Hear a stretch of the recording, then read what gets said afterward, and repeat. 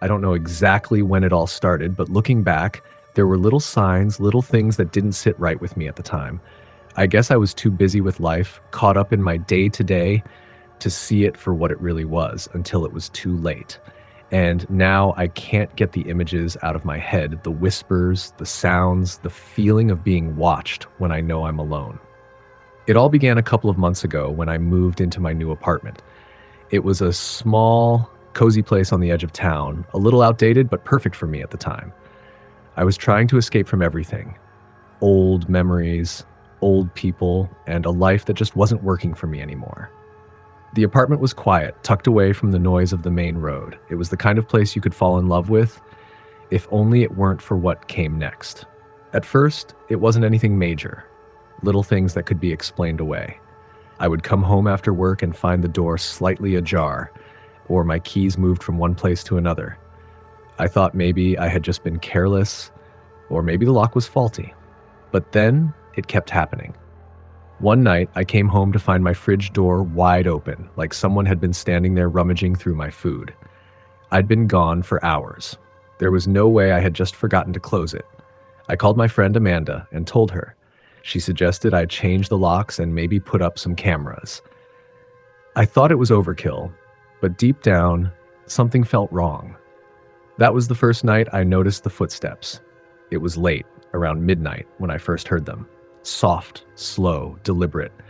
I tried to convince myself it was just the old building settling, the creaking of the floorboards, but there was something about the pattern of the footsteps, steady, measured, that sent a chill down my spine. I couldn't shake the feeling that I wasn't alone, not even when I locked every window, every door. Things only got worse from there. I started receiving strange text messages on my phone, messages from an unknown number. At first, they were harmless. Hope you're having a good day. And have a nice evening. But then they began to take on a darker tone. One night, I received a message that read, "I'm watching you right now." My heart stopped. I looked around my apartment, feeling my breath catch in my throat. I checked the locks on the windows and doors, but nothing was out of place. I thought it could be a prank, but who would do that? And more importantly, how did they know what time I was getting home? I didn't tell anyone at first. I was embarrassed. I didn't want to sound crazy, but it was getting worse. Every time I left the apartment, I would come back to find something out of place.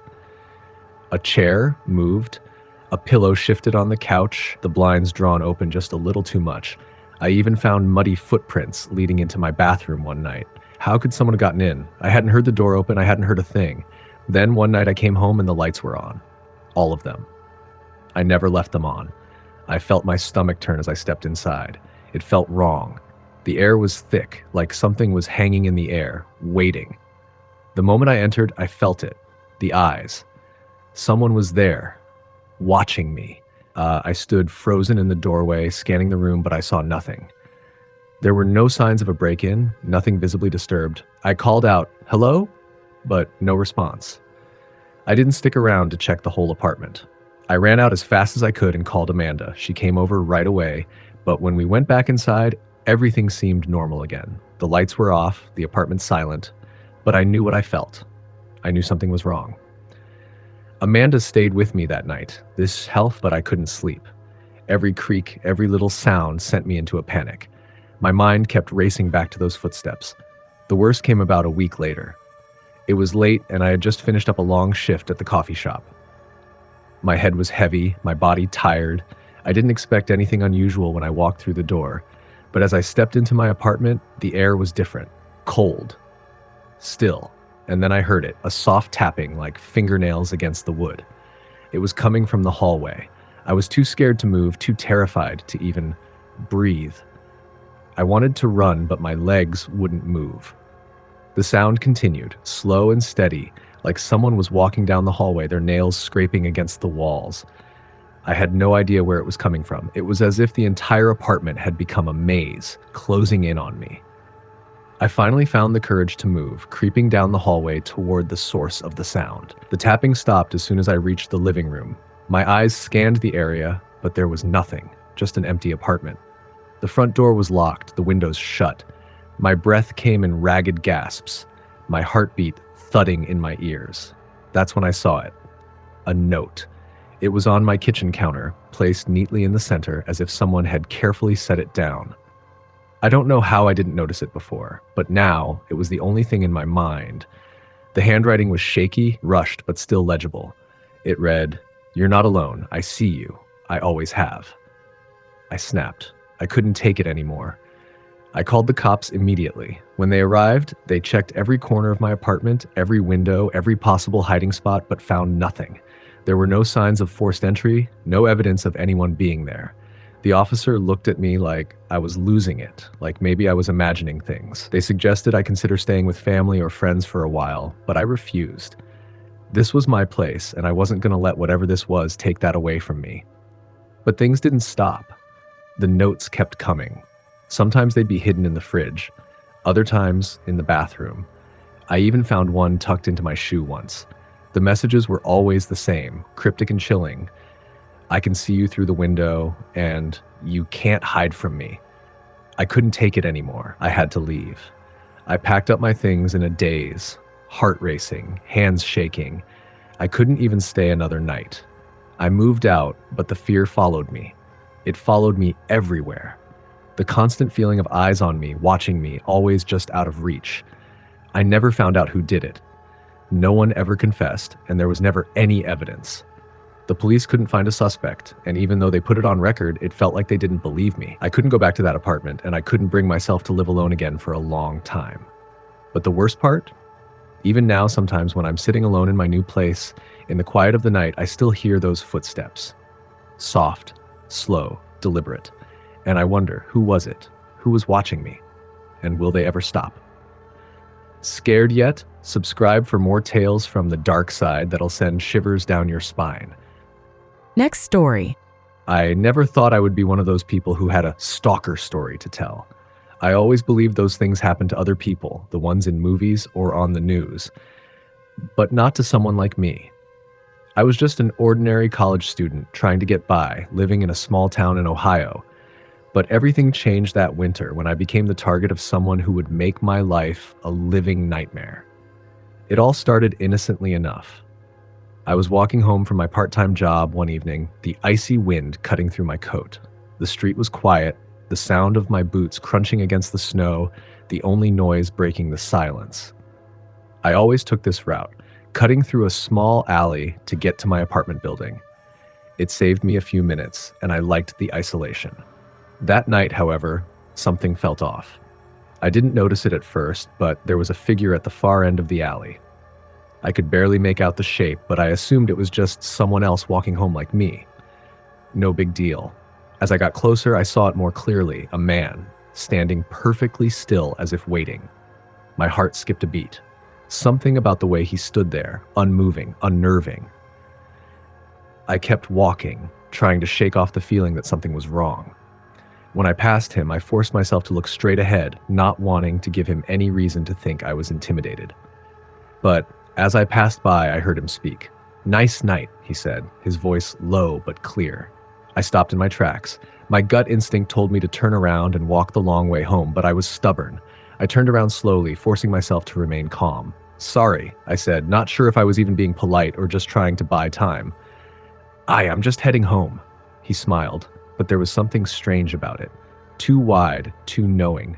His eyes never left me as I slowly started backing away. "Where do you live?" he asked. I could feel a chill creeping down my spine. There was something in his voice, something that made me want to run, but I just stood there, frozen. I don't think that's any of your business," I stammered. I turned quickly and walked away, my pace quickening as I reached the end of the alley. I glanced back once, but the man was gone. For the rest of the walk home, I couldn't shake the feeling of being watched. I kept turning around, but no one was there. I tried to rationalize it, to convince myself it was just a weird encounter, nothing more. That night, I locked all the doors and windows in my apartment, even though I had never felt the need to do so before. I didn't sleep much. The thought of that man and the way he seemed to know too much haunted me.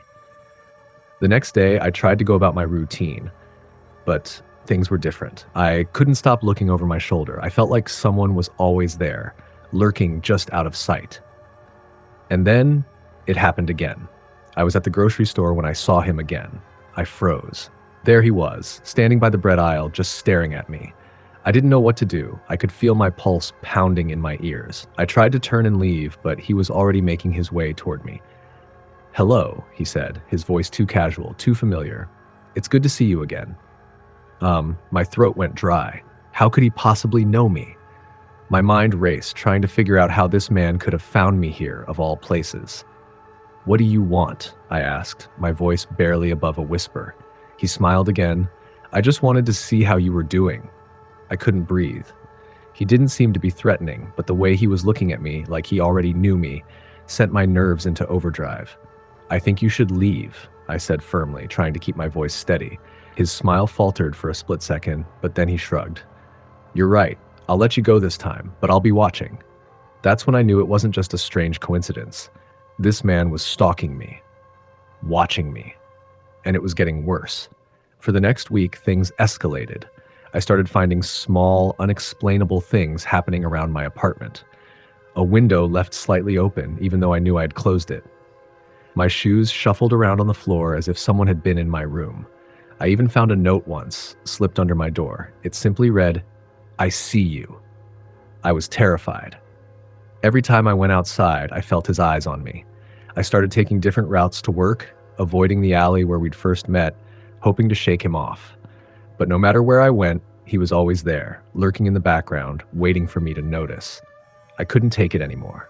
I called the police, but when they came to investigate, they found nothing. No sign of forced entry into my apartment, no cameras, no evidence that anyone had been there. They told me it was probably just my imagination, that I was stressed from school. But I knew what I had seen, what I had felt. This man was real, and he was watching me. The next time I saw him, it was worse than ever. I was walking home from the library late one evening, and I heard footsteps behind me. My heart raced as I quickened my pace, but the footsteps stayed right behind me, getting louder and closer. I turned a corner, hoping to lose him, but there he was, standing in the middle of the street just a few feet away. He smiled again, that same unsettling smile that made my stomach churn. "Why do you keep running?" he asked softly. "You can't get away from me." I backed away, my breath shallow. My mind raced for an escape, but the alley behind me was a dead end. There was nowhere to go.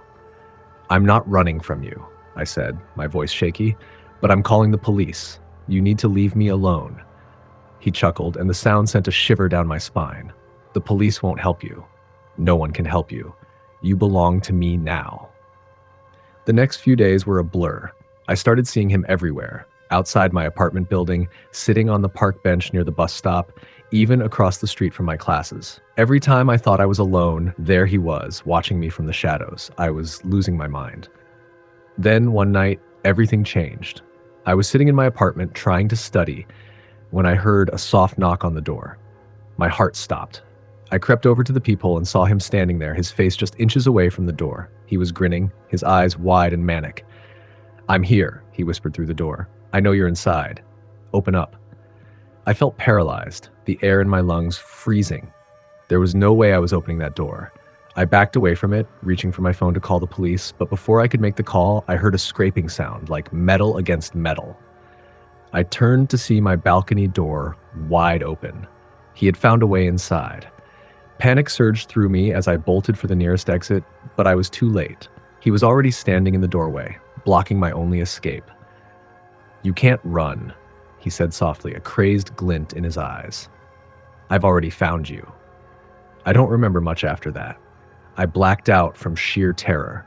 When I woke up, I was in the hospital, surrounded by police. They told me someone had found me unconscious in my apartment, and they were able to catch the man who had been stalking me. He had been living in the building next door, watching me for weeks, keeping track of my every move. I had been just another target for him, someone to satisfy his twisted obsession. The police told me I was lucky that I had narrowly escaped something much worse. But they couldn't explain how he had managed to sneak into my apartment, how he had evaded their surveillance, or why no one had noticed him sooner. I still see him sometimes when I close my eyes. That smile, those eyes, always watching, always waiting. I don't know where he is now, but I do know one thing. I will never feel safe again. Enjoyed the story? Don't forget to subscribe and be a part of our haunting journey. Next story. I've always thought I was a rational person. I didn't believe in ghosts, didn't buy into the idea that the supernatural could have any real impact on our lives. I'd always told myself that people who experienced weird things were either looking for attention or letting their imagination run wild. That is, until I experienced something that completely shattered everything I thought I knew. It started on a Sunday evening, around 8 p.m. I was sitting in my apartment, catching up on some work emails. The place was quiet, too quiet almost. The kind of quiet that makes you feel like you're the only person in the world. It was an old building, one of those rundown apartments with creaky floors and pipes that groaned like they had a life of their own, but I loved it. It was my first apartment alone, and I relished the independence. That night, though, something felt off. It wasn't the kind of off where you know something's wrong, but the kind where you feel like you're just being overly sensitive. I'd been working in the same spot for hours, and around 8:30, I heard a noise. It was faint, but enough to catch my attention. A soft, uneven tapping coming from somewhere outside my apartment. I wasn't sure where it was coming from at first. The walls were thin, and I had neighbors who often made strange noises. Creaky floors, banging doors, footsteps echoing down the hallway. But this wasn't like that. I turned toward the door, trying to pinpoint where the sound was coming from. It was a rhythmic tapping, almost as if someone was knocking slowly on the door. But when I opened the door, no one was there. I felt a sudden coldness creep up my spine, but I brushed it off. It had to be the wind or some pipes making noise, right? But that night, I couldn't shake the feeling. I kept hearing the tapping. It would start up at random times, always soft but deliberate, as though someone was waiting for me to respond. I'd go to the door, open it, and nothing would be there. The hallway was always empty. The tapping would stop when I stepped out, but then it would start up again as soon as I closed the door. The following day, I decided to take a walk, thinking I could clear my mind and shake off the unease that had taken hold. I ran into one of my neighbors in the lobby, a woman who lived 2 floors above me. She smiled at me, but there was something odd in her expression, something I couldn't quite place. I tried to start a casual conversation, but she was evasive, only nodding or answering in short sentences. She seemed distracted, as though she was avoiding eye contact, almost like she was scared of something. When I asked her if she'd ever heard any strange noises in the building, she froze, then quickly looked around as if making sure no one was listening. She lowered her voice and whispered, "You're not the only one hearing things." I didn't know what she meant, so I pressed her further, but she quickly excused herself and hurried off. Her odd reaction stuck with me, and I couldn't stop thinking about it. Later that night, I heard the tapping again, but this time it was different. It wasn't just at the door, it was coming from the walls, too. The noise was spreading, echoing from every direction. I felt like I was losing my mind. I began questioning everything. Was I hearing things? Was I imagining it? I didn't know. But it didn't stop. Then one night I decided to try something. I had a friend over, Mark, and I told him about the noises I'd been hearing. He was skeptical, of course. "You're probably just stressed or tired," he suggested. But I insisted that something wasn't right. So we both sat in the living room, waiting. Sure enough, just as the clock struck 9 p.m., the tapping began. I watched as Mark's eyes widened in disbelief. He stood up and went to the door, opening it wide. The hallway was empty, like every other time. But then something caught our attention. It was a figure. Just a glimpse at first, a shadow that flickered at the end of the hallway, near the stairwell. It was so fast, so fleeting, that I thought I might have imagined it. But Mark had seen it too. We both stood there, frozen. The air around us suddenly felt thick, heavy, like something was pressing in on us. The temperature in the apartment dropped, and I could see my breath, even though the heat was on. Then, without warning, the figure darted toward us. I slammed the door shut, my heart racing. The figure wasn't human. It was a dark, shifting form, an outline with no clear features, just a shadow that moved with impossible speed. We could hear it banging against the door, scraping at the walls. The tapping was gone, replaced by frantic pounding. Mark and I backed away from the door, not sure what to do. We both turned to look at the windows. Surely someone outside was playing a prank, but there was no one there. Nothing. I called the building manager the next day, but he brushed it off, claiming that old buildings like ours were prone to settling, that there were always strange sounds. But I knew it wasn't just settling, it was something else. I didn't sleep that night. I sat awake trying to rationalize everything, but nothing made sense. The next morning, when I went to check the hallway again, I saw something that made my stomach drop. The walls near my door had been scratched, deep gouges, as if something with long claws had dragged itself down the hallway. That night, it happened again, but worse. The tapping started earlier, around 7 p.m. It was louder, closer, almost as if it was inside my apartment. Then I saw it, a face pressed against the window. I was paralyzed with fear, staring at the reflection. The figure was right there, inches from me, its face pale, distorted, with hollow eyes staring right through me. I ran out of the apartment, frantic. I didn't know where to go, but I couldn't stay there any longer. I stayed at a friend's house for the next few days, too afraid to go back. The manager later told me that other tenants had complained about hearing strange noises too, but no one had been brave enough to report it. It seemed like everyone knew there was something wrong with the building, but no one wanted to talk about it. After a while, I moved out. I couldn't bring myself to stay in that place any longer. The tapping, the shadows, the face, it all haunted me, and I couldn't get away from it. Even now, whenever I'm alone, I can hear the tapping in the back of my mind. It's faint, but it's there. And sometimes when I glance out a window or into a dark corner, I swear I see that face watching me. Don't miss out on more hauntingly good stories. Subscribe now. Next story. I had just moved to the city for work, eager to start fresh. New beginnings, new place, new friends, everything felt exciting.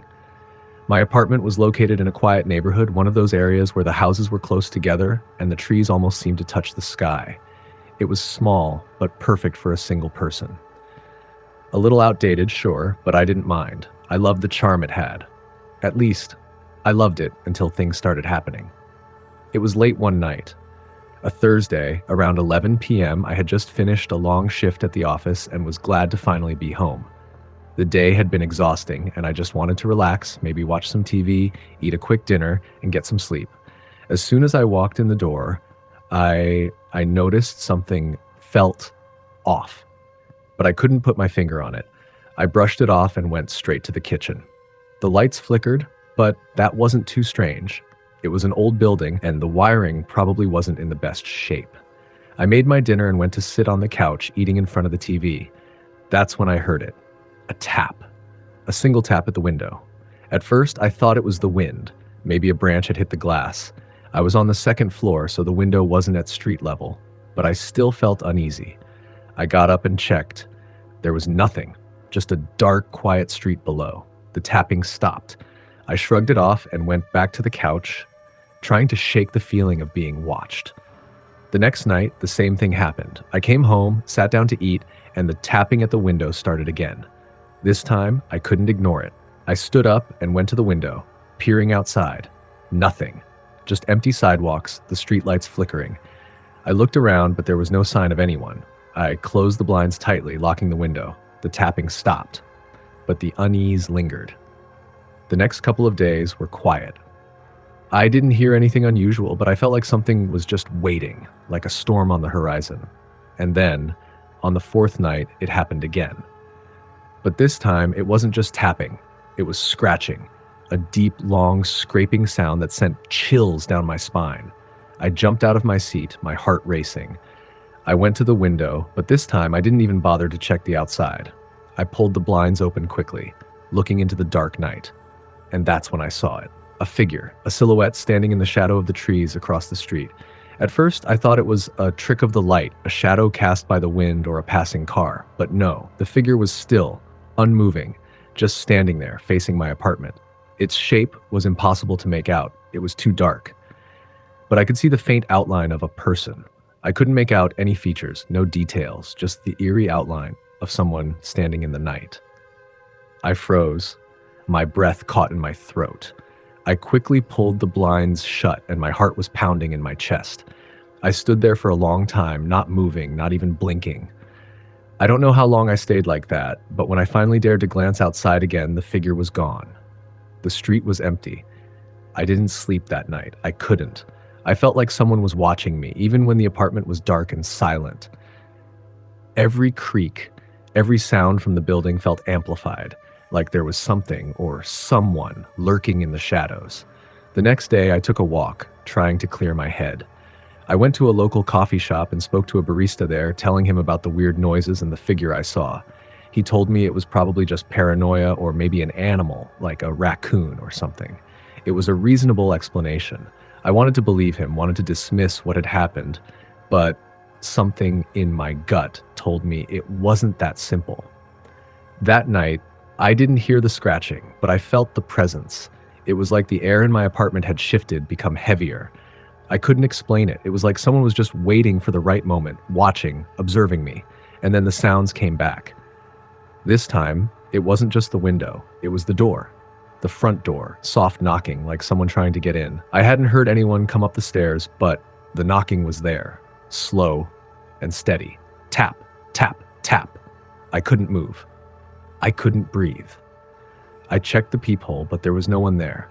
Nothing. The knocking stopped, but I knew it wasn't over.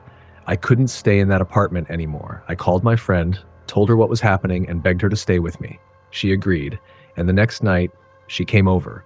We stayed up late watching TV and talking, trying to distract ourselves from the fear. But that night, nothing happened. No tapping, no scratching, no knocking at the door. The next morning, I felt foolish. Maybe it had all been in my head. Maybe I was just being paranoid, working too many late nights and letting my imagination get the best of me. But when I opened the door to leave that morning, I saw something that made my blood run cold. A note, wedged in the crack of the door, just barely visible. I pulled it out slowly, my hands shaking as I read the words scrawled on the paper. I see you. I'm always watching. I rushed to the building manager's office, desperate for answers. I asked if anyone had been near my apartment, if they had seen anyone suspicious. The manager seemed confused, told me they hadn't noticed anything out of the ordinary. But when I asked about the apartment before mine, I saw his expression change. He hesitated before answering. The previous tenant, well, they disappeared. We never heard from them again. Left all their things behind, no note, no nothing. People have said they still see strange things around here. I'd be careful if I were you. I couldn't believe what I was hearing. The previous tenant had disappeared? What did that mean? I felt my stomach twist in knots. That night, I left my apartment for good. I couldn't stay there anymore, not after everything that had happened.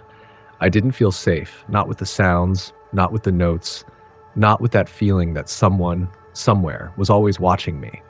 I never found out who it was or why it happened. I moved into a new place, one far from that apartment. But even now, every time I close my eyes, I can still feel the presence. The feeling that someone is out there, waiting. And sometimes, just sometimes, I hear the scratching at my window again. Enjoyed this story? Make sure to subscribe for your next terrifying tale. Next story. It was a cold, rainy Thursday evening when I first noticed him. I had just moved into an old apartment complex, trying to get away from the hustle and bustle of my old life in the city. It wasn't much, just a one-bedroom unit with creaky floors and peeling wallpaper, but it was quiet. Perfect for me. I didn't think much about the complex's reputation. It had an eerie, almost abandoned feel to it, but the rent was cheap, and that was all that mattered. The building was old, and I assumed some of its quirks were simply due to age. My landlord, an older man named Mr. Edwards, had mentioned a few times that the place was once much livelier, before people started moving out anyway. It wasn't hard to imagine. The paint was chipped, the hallways smelled like mildew, and the windows creaked whenever the wind blew. But I didn't care. It was home. The first few days were uneventful, but on the fourth day, as I was coming back from work, I saw him, a man standing at the end of the hallway. He was tall, wearing a long coat, and he didn't seem to belong. My gut instinct screamed at me to avoid him, but there was something about him that made me pause. He stood there motionless, staring directly at me. His gaze felt cold, like he could see through me, and something in his eyes made me uneasy. "Hello," I said, trying to be polite, but my voice faltered. He didn't reply. Instead, he just nodded ever so slightly and then turned, walking into the apartment at the end of the hall. I had never seen him before. and I couldn't shake the strange feeling that lingered as I unlocked my door and stepped inside. The next morning, I ran into him again. He was sitting in the hallway, leaning against the wall with his eyes closed, as if he were napping. I hurried past him, trying not to look at him too long, but I couldn't help noticing the same eerie silence that seemed to follow him. He didn't react to my presence, not even a glance. That night, things took a turn. I was getting ready for bed when I heard a soft knock on my door. I hesitated. No one had visited me yet, and I wasn't expecting anyone. I cautiously approached the door and peered through the peephole. My heart skipped a beat when I saw him standing there, just inches from the door, his face expressionless. I didn't open the door. I stood there, staring at the peephole, waiting for him to leave, but he didn't. After what felt like an eternity, he finally turned and walked away without a sound, his footsteps disappearing into the distance. The next day, I woke up to find something strange. A small note was placed neatly on my kitchen table. I hadn't left it there, and I was sure I hadn't seen it before. The handwriting was odd, uneven, almost like someone was trying too hard to make it legible. It read, "I know you're here. I can see you. I've been watching you." Chills ran down my spine. I glanced around my apartment, my pulse quickening. How did he get in? I always locked the door. Had he been inside while I slept? From that moment on, things grew worse. Every time I left my apartment, I felt his presence. I'd see him standing at the end of the hall or just outside the building, his eyes following me. I couldn't escape it. And it wasn't just me. I began to notice the other tenants acting strange. They wouldn't look me in the eye, and I could hear whispers behind closed doors whenever I walked past. It was as if they all knew something I didn't. One night, I decided to confront him. I waited until the building was quiet, and I went to his apartment, number 4B. The door was slightly ajar, and the hallway lights flickered, casting an unsettling shadow over everything. I knocked, my heart racing, and waited. When the door creaked open, I found myself face to face with him once again. His eyes were colder now, more intense, and his expression was blank. He didn't speak, but his gaze never wavered from mine. "What do you want?" I finally blurted out, my voice trembling. He didn't answer. Instead, he stepped aside, motioning for me to enter. The apartment was dark, with only a dim lamp casting a faint glow in the corner. There was something off about the place. No furniture, no personal items, just empty walls. The air smelled musty, like it hadn't been disturbed in years. I took a step back, but he moved closer, blocking the door. "I've been waiting," he said in a low, gravelly voice. "You were always meant to come here. I knew you would." I backed away, but he followed. His steps were slow, deliberate, as if he had all the time in the world. My breath hitched in my throat as he slowly reached out to touch my arm. The moment his hand made contact, a cold shock ran through my body. I pulled away, panic setting in. "What are you talking about? Who are you?" "I'm the one who watches," he said, his voice chillingly calm, "and you are mine now." The words hung in the air like a curse. My mind raced as I stumbled backward, trying to find an escape. But the door was gone. The walls seemed to close in around me, and the apartment stretched unnaturally long, the hallway growing darker and darker with each passing second. In a panic, I turned to face him, but he was gone. Vanished into thin air, as though he had never been there. The apartment was empty, just the cold, empty space I had entered. My legs gave out, and I collapsed onto the floor, gasping for breath. What was happening? I couldn't make sense of any of it. I finally stumbled out of the apartment, back into the hallway. The building felt wrong now, like it was no longer a place I could call home. I rushed to my apartment, slammed the door shut behind me, and locked it. I didn't know what was real anymore. I didn't know who that man was or what he wanted from me, but I had to get out. I didn't sleep that night. The silence in the apartment was unbearable. Every creak of the floorboards, every gust of wind outside sent my heart into overdrive. I couldn't shake the feeling that he was out there, waiting, watching. The next morning, I made plans to leave. I had had enough of that place. But as I packed my things, I noticed something that made my blood run cold. A picture frame sitting on my desk. I hadn't put it there, and when I picked it up, I froze. The photo was of me standing outside the apartment complex, taken from a distance. In the corner of the photo, there was a figure, a man, standing just out of focus. His face was obscured, but I knew it was him. I had never seen him before. But now I knew he had been watching me long before I even moved in. Get ready for more spooky stories. Don't forget to subscribe. Next story. I had always been the kind of person who loved quiet, peaceful surroundings. I wasn't one for loud parties, busy streets, or crowds. I preferred the stillness of nature, the calm of solitude. That's why I ended up moving to a small remote cabin in the woods about 6 months ago. It was a little off the beaten path, surrounded by tall trees and an almost eerie silence that seemed to settle over the area as soon as the sun dipped below the horizon. At first, I loved it. The isolation was exactly what I needed after a difficult breakup, and I relished the peace and the feeling of being removed from the chaos of the city. The cabin was cozy, rustic, with a fireplace, old furniture, and windows that looked out into the dense forest. There was something comforting about the creaking floorboards and the way the wind would whistle through these at night. But then, it started. I had been there for about a month when the first strange thing happened. It was a Saturday night, and I had just finished a book I had been reading by the fireplace. I turned off the lamp, settled into bed, and tried to fall asleep. But no matter how hard I tried, I couldn't shake the feeling that something was wrong. It wasn't an overwhelming fear, just an odd sensation like I wasn't alone. I brushed it off, convinced it was just my mind playing tricks on me, this the result of too much time spent in solitude. But then I heard the knocking. It was a slow, rhythmic knock at the door. 3 taps, pause. 3 more taps, pause. Again and again. It wasn't loud, but it was distinct. At first, I thought maybe it was an animal, like a raccoon or a stray dog. But I could hear it clearly. Someone was knocking on the door. I hesitated, my heart racing. Who could be out here in the middle of nowhere at this hour? No one lived nearby. The nearest neighbor was miles away, and I hadn't seen another car on the road for days. I grabbed my flashlight and went to the door, my footsteps echoing in the quiet cabin. But when I opened it, there was nothing. The porch was empty. The night air was cold and the trees swayed in the breeze. No footprints, no signs of anyone. I shut the door and locked it again, but I couldn't shake the feeling. Something was out there, watching, waiting. The knocking continued for the next few nights, always at the same time. 3 knocks, pause, 3 knocks. No one ever showed up, but the feeling of being watched grew stronger every time. It wasn't just the knocks anymore. It was the way the shadows seemed to move, the way the trees outside looked like they were swaying even when there was no wind. I would look out the window and see someone in the distance, just standing there, motionless. But when I tried to get a better look, it would vanish, as if it had never been there at all.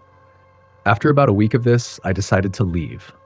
I packed my things and drove into town to stay with a friend for a while, hoping some distance from the cabin would clear my head. But the entire drive, I couldn't shake the feeling that I wasn't alone.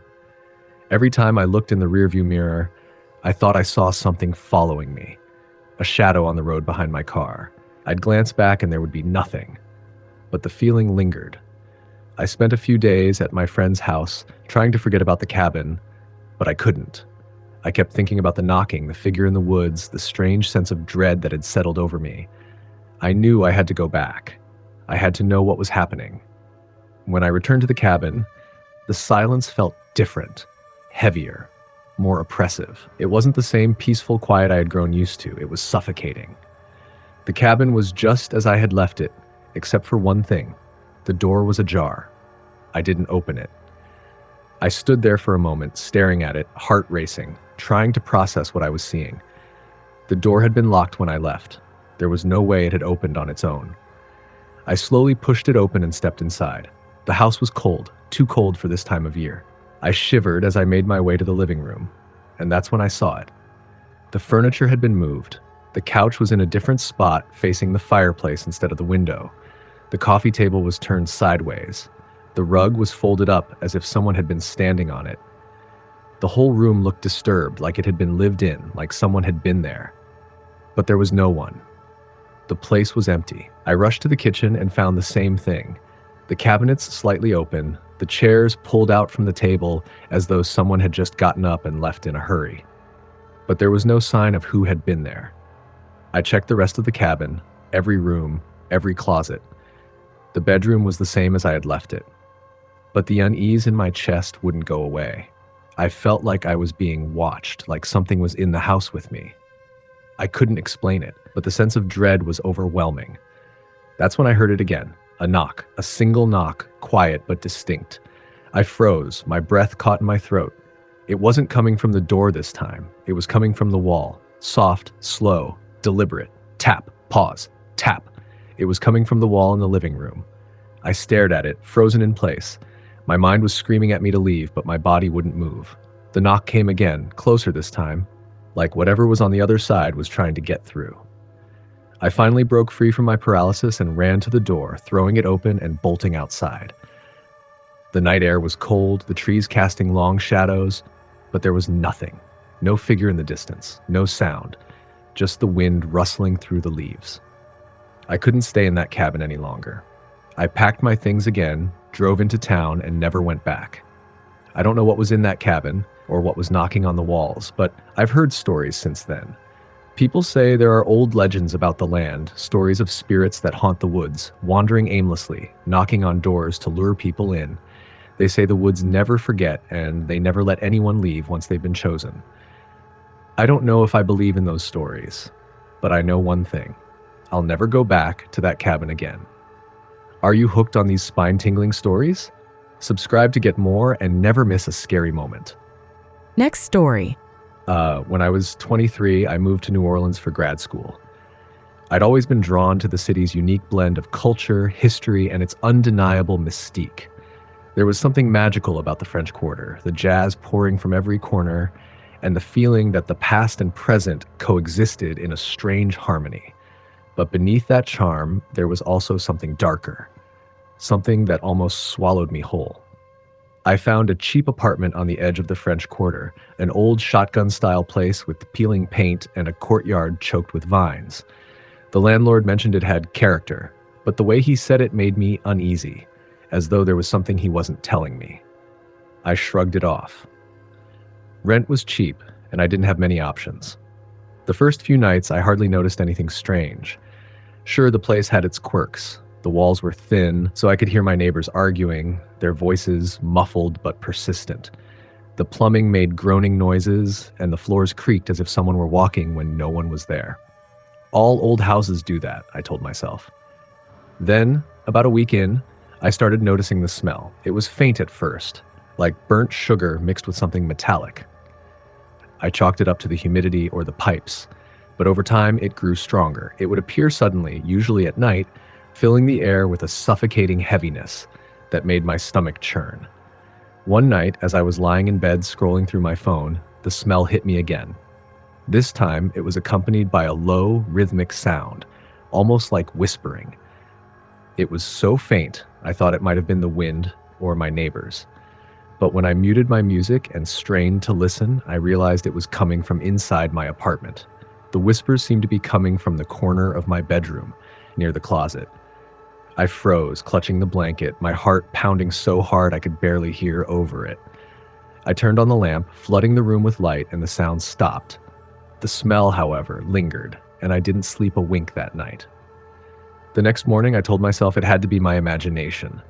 Grad school was stressful, and I wasn't getting enough sleep. Maybe I was making something out of nothing. But deep down, I didn't believe it. Something was wrong with that apartment. Over the next few nights, the activity escalated. The whispers grew louder, distinct enough now that I could almost make out words, though they were in a language I didn't recognize. Shadows would dart across the room, just at the edge of my vision, vanishing when I turned to look. And always, that smell. It clung to me, following me even when I left the apartment. One night, I came home late from the library. As I unlocked the door, I felt it before I saw it. A cold, oppressive presence, like the air itself was thicker inside. The apartment was dark, the only light coming from the street lamp outside. I stepped inside cautiously, my hand hovering over the light switch. Before I could flip it, I saw something. In the reflection of the window across the room, there was a figure standing behind me. It was tall, impossibly thin, and its face was blurred, like static on an old TV. Its head tilted to one side, as if it were studying me. I screamed, spinning around, but there was nothing there. The apartment was empty. That was the first time I tried to leave. I packed a bag and checked into a cheap motel on the other side of town. But even there, I couldn't escape it. The first night in the motel, I woke up to the sound of scratching at the door. When I worked up the courage to open it, no one was there. But on the floor, just outside the door, was a single black feather. I went back to the apartment the next day, desperate to figure out what was happening. I asked my neighbors if they'd ever noticed anything strange. Most of them avoided the question, but one older woman, Miss Lorraine, pulled me aside. "You should leave," she said, her voice barely above a whisper. "That place has bad energy. Always has. People don't stay there long." "What do you mean?" I asked. She hesitated before answering. "A woman lived there a long time ago, a voodoo priestess.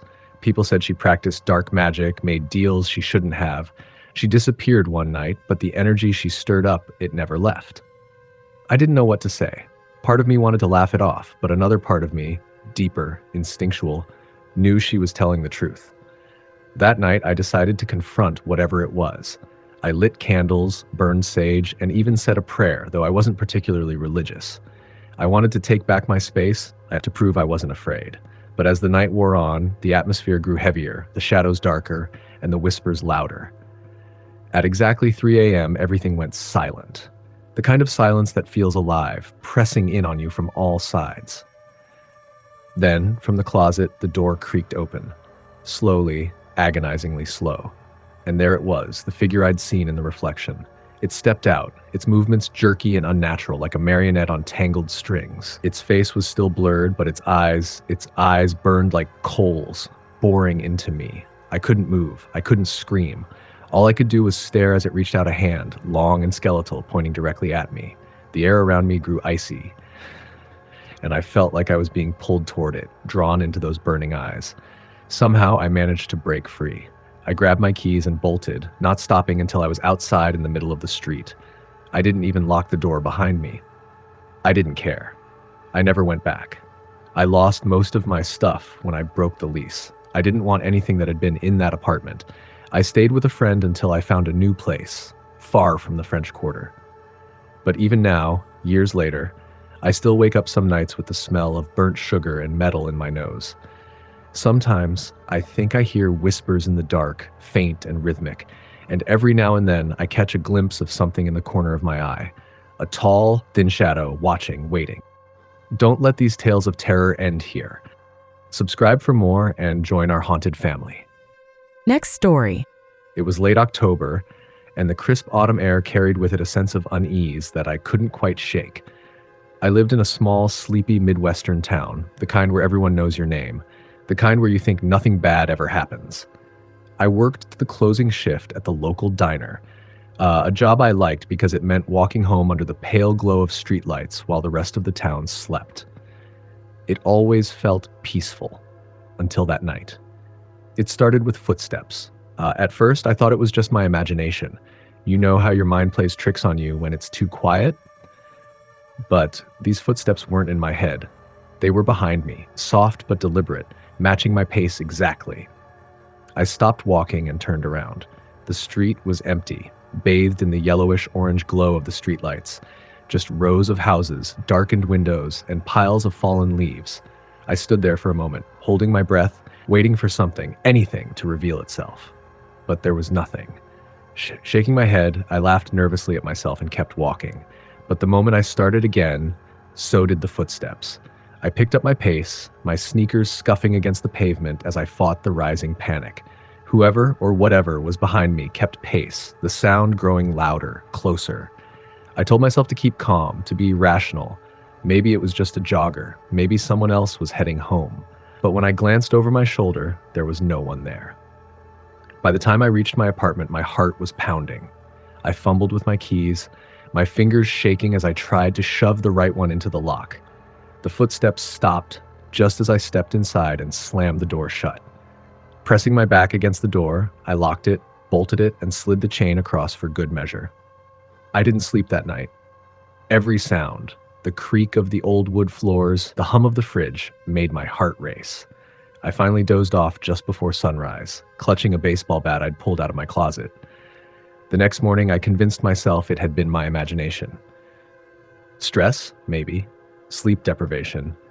I had a tendency to overthink things, and I was probably just scaring myself. But then, as I stepped out onto my porch to leave for work, I saw it. A single Polaroid photo was tucked under the welcome mat. I bent down to pick it up, my stomach dropping as I looked at it. The photo was of me walking home the night before. My mind raced. Someone had been following me, watching me. The worst part, the photo had been taken from just a few feet away, close enough for me to hear those footsteps. I called the police, but there wasn't much they could do. The officer who came by asked the usual questions. Had I seen anyone suspicious? Did I have enemies? Did I owe anyone money? I answered no to all of them. This wasn't a town where you locked your doors at night, let alone worried about stalkers. Still, the officer promised to patrol the area more frequently, which gave me little comfort. For a few days, nothing happened. I even started to feel a little silly, like maybe the whole thing had been a cruel prank. But then the notes began. At first, they were just left outside my door. Scraps of paper with unsettling messages scribbled on them. I see you. You look pretty when you're scared. You can't hide. The worst one came after a particularly long shift at the diner. I found it taped to my bathroom mirror. It simply said, I was here. I don't know how long I stood there, staring at the note. My apartment was small, just a kitchen, a living room, and a bedroom. There weren't many places to hide. I searched every corner, opened every closet, checked under the bed, behind the shower curtain. Nothing, but the note was real. Someone had been inside. I started sleeping with all the lights on, a knife under my pillow. I quit my job at the diner, thinking maybe if I changed my routine, they'd stop. But the notes kept coming. The next one was on my windshield, then in my mailbox. One even showed up in my bag, slipped inside when I wasn't looking. One night, I woke up to a faint tapping sound. It was coming from my bedroom window. My apartment was on the second floor, so there shouldn't have been anyone there. But as I turned toward the window, I saw it. A shadowy figure, barely visible in the darkness, tapping on the glass with one long, pale finger. I screamed, bolting out of bed and grabbing the knife I kept by my nightstand. When I turned back, the figure was gone. The police came again, but they didn't find anything. No footprints, no sign of forced entry. Nothing. By now, I was too afraid to stay in my apartment, so I moved in with a friend across town. I felt safer there, like maybe I could finally get some rest. For a few weeks, everything was quiet. I started to believe it was over, until one night when my friend and I were watching a movie. She got up to grab some snacks, and when she came back, her face was pale. "There's someone outside," she whispered. We both went to the window and peeked through the curtains. Standing across the street, just out of the light, was a figure. I couldn't see their face, but I knew it was them. They stood there for what felt like hours, just staring, before finally turning and walking away. The police never found them. I eventually moved out of state, changed my number, even started going by a different name. But I can't shake the feeling that they're still out there, watching, waiting.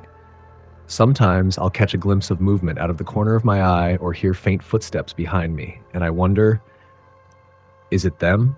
I'll never know for sure, but one thing is certain, I'll never feel safe again. Feeling spooked? Subscribe for more terrifying tales that will send chills down your spine. Next story. The house I grew up in was an old colonial, the kind of place that felt alive in its own way. My parents had bought it for cheap, claiming it had character. But the truth was, no one wanted it. There were stories about that house, whispered around town like ghost stories told at a campfire. Stories of people disappearing, of strange noises, of shadows that didn't belong. But my parents didn't believe in that sort of thing. And as a kid, neither did I, at least not until the summer of my 12th birthday. It started with the basement. The house had one of those basements that always seemed darker than it should be, no matter how many lights you turned on. My mom used it for storage, stacking boxes of old clothes and Christmas decorations down there. I avoided it as much as possible. Something about the air down there felt heavy, like it was pressing against your chest, making it hard to breathe. One night, while I was lying in bed, I heard a noise. It was faint, like a distant hum, but it was coming from inside the house. I sat up and strained to listen. It was coming from the basement. I told myself it was just the old house settling, but curiosity got the better of me. Grabbing the flashlight I kept by my bed, I crept down the creaky stairs and into the kitchen, where the basement door stood slightly ajar. I stared at it for a long moment, every instinct telling me to turn back, but I didn't. The basement stairs groaned under my weight as I descended, the flashlight's beam cutting through the darkness. The sound grew louder, like a low, rhythmic thrum, almost like chanting. My heart pounded in my ears as I reached the bottom step. There was nothing there, just the usual piles of boxes and old furniture. But the sound was clearer now, coming from the far corner of the basement where a tall wooden wardrobe stood against the wall. It was an antique piece, something the previous owners had left behind. My mom said it was too heavy to move, so it stayed there, forgotten. The humming seemed to emanate from the wardrobe itself.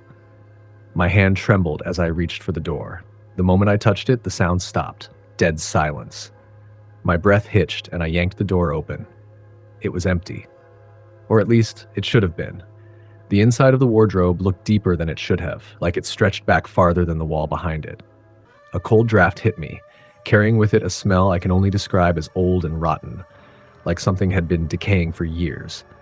I slammed the door shut and bolted upstairs, locking the basement door behind me. I didn't sleep that night. I couldn't.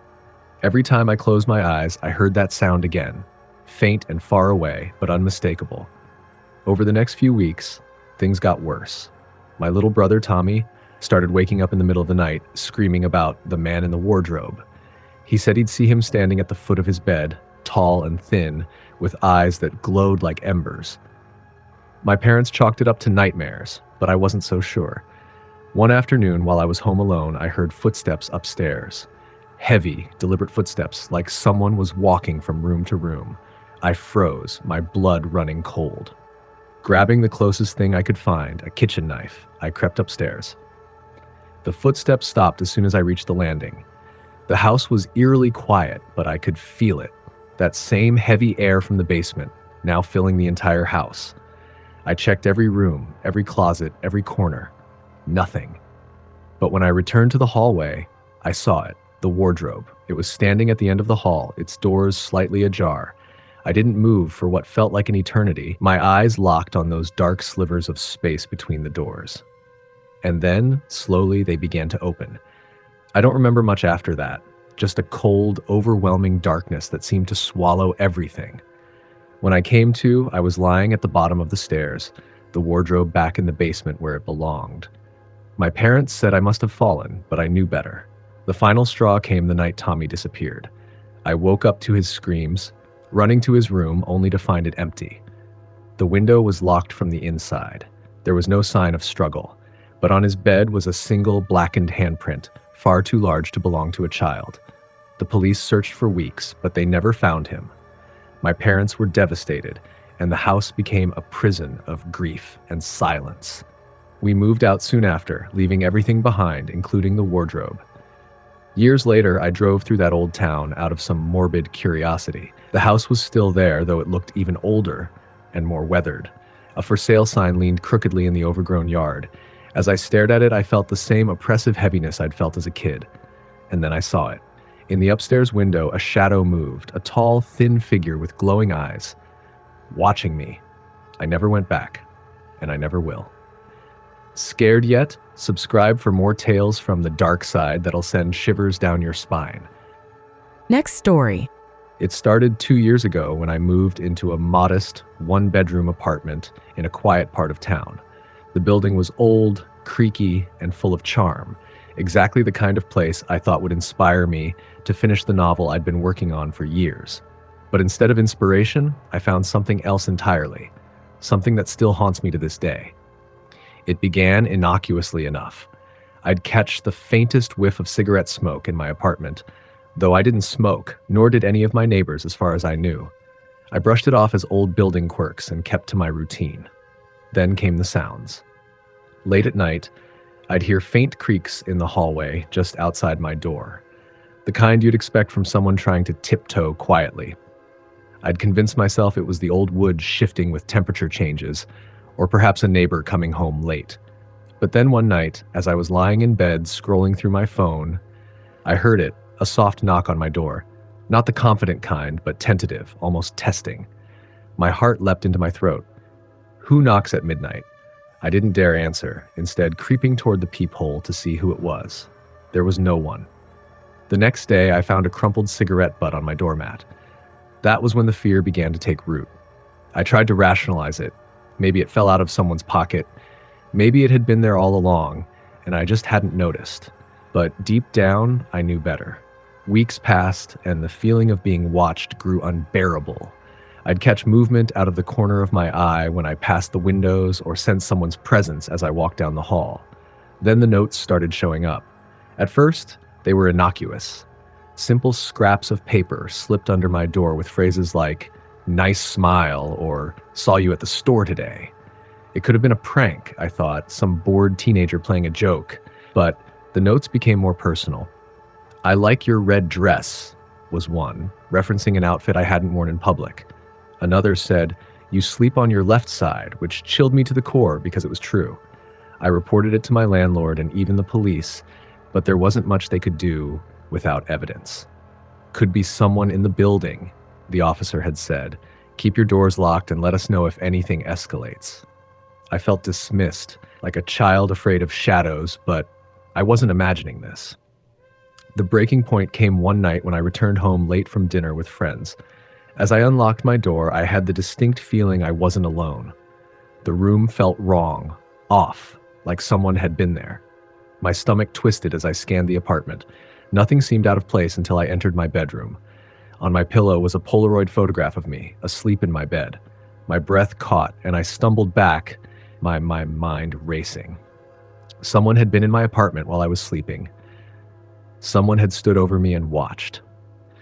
My hands trembled as I called the police, barely able to get the words out. This time, they took it seriously. They searched the apartment and found that one of the windows had been tampered with. It could only lock from the inside, but there were scratch marks around the frame, as if someone had forced it open. My stalker had found a way in. I didn't sleep that night, staying instead with a friend. But even there, I felt the prickling awareness that someone was watching. The next day, I began the process of breaking my lease. I wasn't staying another night in that place, no matter what it cost me. I moved out within a week, thinking I'd finally be free of whoever had tormented me. For a while, it seemed to work. My new apartment was brighter, newer, with secure locks and a doorman. The relief was palpable, like I could finally breathe again. But then, one night, my phone buzzed with a notification. It was a photo sent from an unknown number. My heart stopped as I opened it. It was me, sitting on my couch in my new apartment. The caption read, "Miss me?"